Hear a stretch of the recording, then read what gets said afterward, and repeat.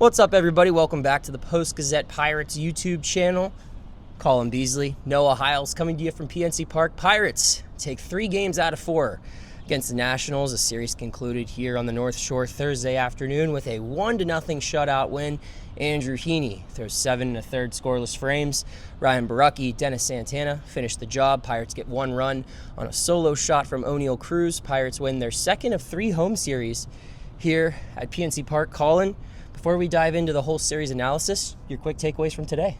I think the most important thing is the pitching. I thought Andrew Heaney was fantastic, and the day he reached 10 years of Major League service time, they gave him a gift. He gave the Pirates one right back with that 1-0 win.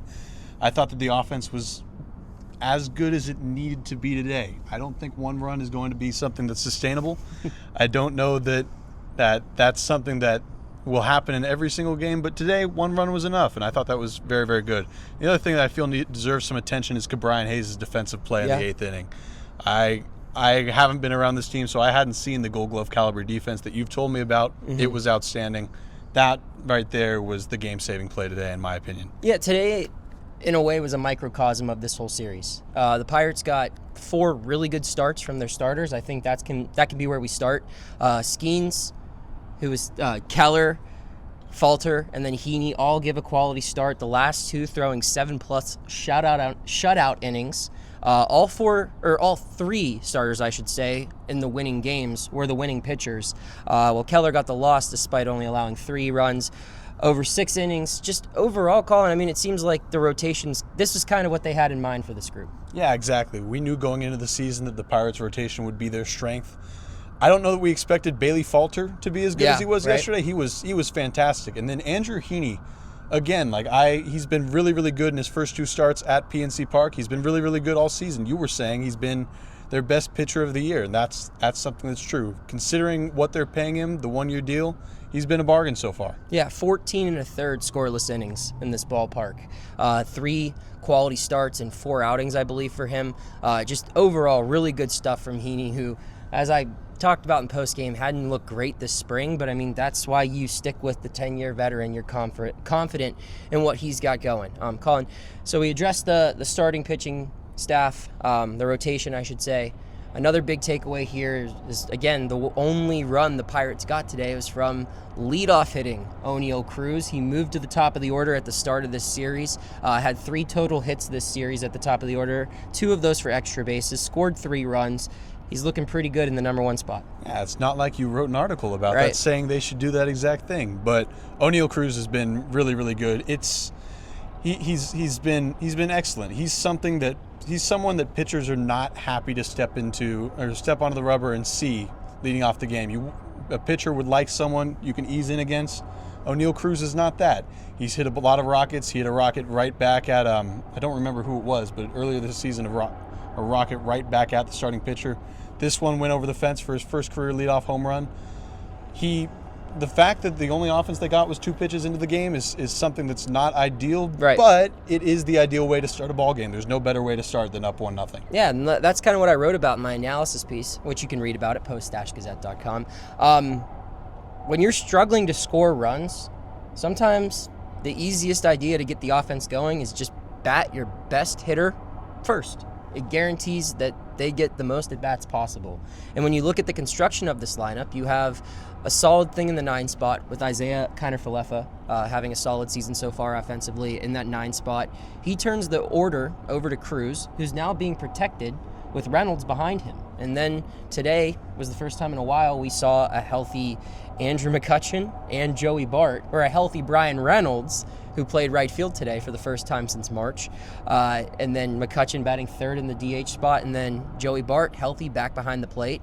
That 1-2-3-4, that's a solid 1-2-3-4. Now, it's not really great compared to the Phillies or the Dodgers or other elite lineups, but for what this team has to work with, that's solid. And when you consider what IKF's doing in the 9-hole, it turns the order over, allows Cruz, the most dynamic hitter, the most dynamic athlete on this team, to impact the game in multiple ways. It could be through one swing like we saw today. It could be getting on base and stealing second, which he leads the big leagues in doing, stealing bases, and then allowing the most competent hitters in the lineup to try to drive him in with Reynolds, McCutchen, and Bart. I like the construction here. Obviously, there's still flaws in the lineup. I mean, 5 through 8 looks to be a pretty obvious hole right now. They still got to get healthy and fix those spots up. But yeah, Colin, I think Cruz is at the very least a temporary solution. What else needs to happen to get the rest of the offense going? Because, yeah, they scored 10 runs on Monday, but they got shut out Tuesday. They got 6 runs Wednesday, but 4 of them came on one swing of the bat in a game that kind of got out of hand there. And then today they got 1 run on 1 pitch. What needs to happen for the rest of this offense to get going? I think by having these guys in this order more often, I think people will work off some rust. I think that as people continue to get healthier, as Joey Bart gets back to 100%, as Triolo gets back to 100%, he didn't play today, or didn't play today until as a late defensive substitution. But I think that this core will continue to improve. Today, 1 was enough. Obviously, you need more going forward, but today it was enough, and it was good to see this core back together and this lineup construction back together. As for what needs to happen for it to continue throughout the year, I'm still not 100% sure. I think there are a lot of things that need to happen. I think a lot of guys need to get hot. I think that'll happen over 162 games. It's just a matter of getting enough of them hot at the right time and at the same time. Yeah, and I mean, you look at the schedule moving forward now, Colin, not a lot of easy games coming up. The Guardians come in to PNC Park this weekend, obviously with a great pitching staff. Maybe the game's best bullpen, or maybe at least I think the American League's best bullpen.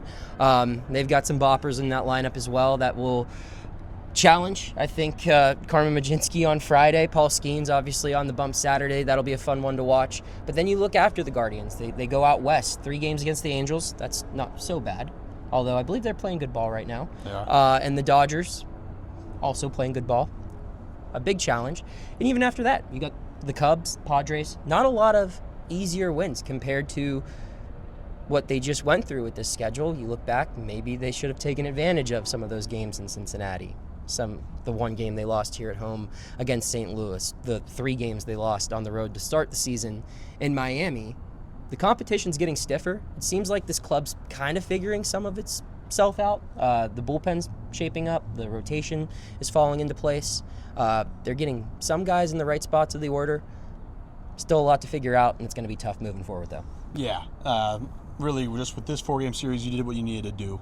Winning 3 out of 4 against the Nationals is something that needs to happen if you want to really do anything this season. If you want to not be among the National League's worst clubs, you've got to take care of games against the National League's worst clubs. And that is the Nationals. That was probably the Marlins earlier this season, but these 4 games have been good.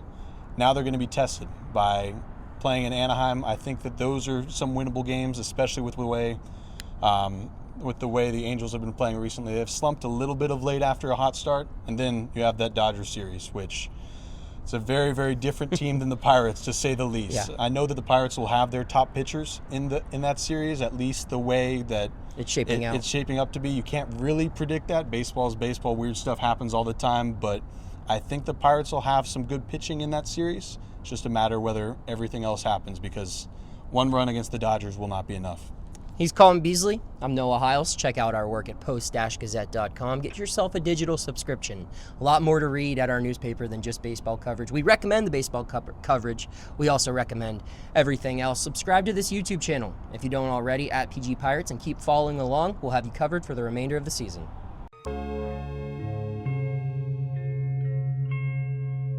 Thank you for checking out this content from Post-Gazette Sports. If you watch this video on YouTube, please like the video and subscribe to our channel.